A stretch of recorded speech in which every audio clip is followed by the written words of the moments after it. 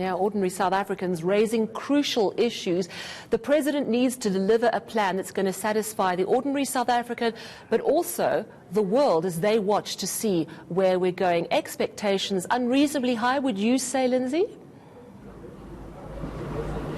Good afternoon, Sally. Yes, it's a really, really tall order for President Cyril Ramaphosa. As you mentioned, there's ordinary South Africans expect so much of this new government, of the 6th Parliament, not only safety and security, but that all important, crucial jobs for 10 million people who are unemployed.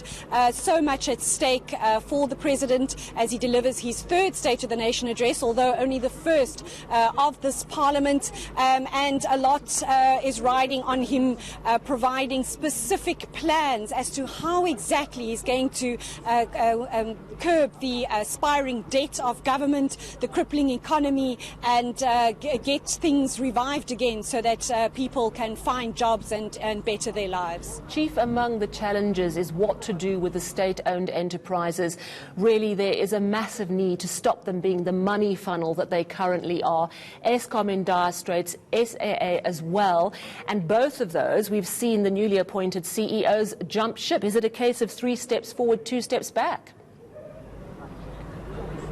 Yes, Sally, I mean, just last year that Tumamina address that the President gave, and people stepped up to the plate to take charge at Eskom and take charge at SAA. And as you said, within 18 months, they are now both leaving, throwing their hands up in the air, just not able to bring those enterprises into the shape that we need them to be in. Just yesterday, I saw Public Enterprises Minister Pravin Gordhan and Treasury DG Donda Mohajani briskly walking to Tainhase ahead of cabinet. I wondered whether they were perhaps discussing, what they do ahead of State of the Nation. What do they say about what they're going to do about that crippling debt? We know in February, Cyril Ramaphosa saying that Eskom would be restructured and bundled into 3 entities, but we know that that doesn't sit well with the unions. And here in Parliament, for example, opposition parties say enough is enough. We cannot continue to bail out SAA, and they want in fact, for it to be put into business rescue and sold off. One of the other massive challenges facing our country is youth unemployment, sitting at around 55%, we understand. Is it unrealistic to expect a detailed plan to solve this problem tonight? What realistically will we hear this evening?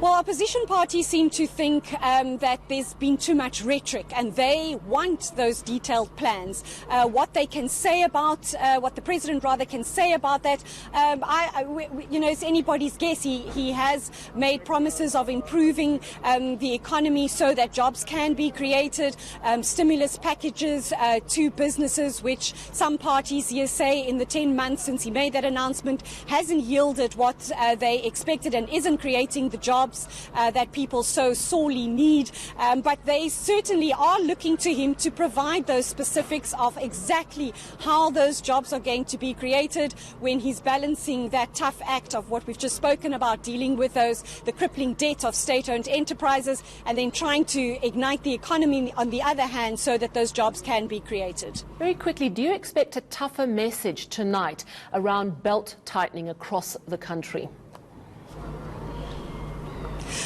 Well, that has been the theme for the last 2 State of the Nation addresses that the President has delivered, certainly here in Parliament. That message is also ringing loud and clear.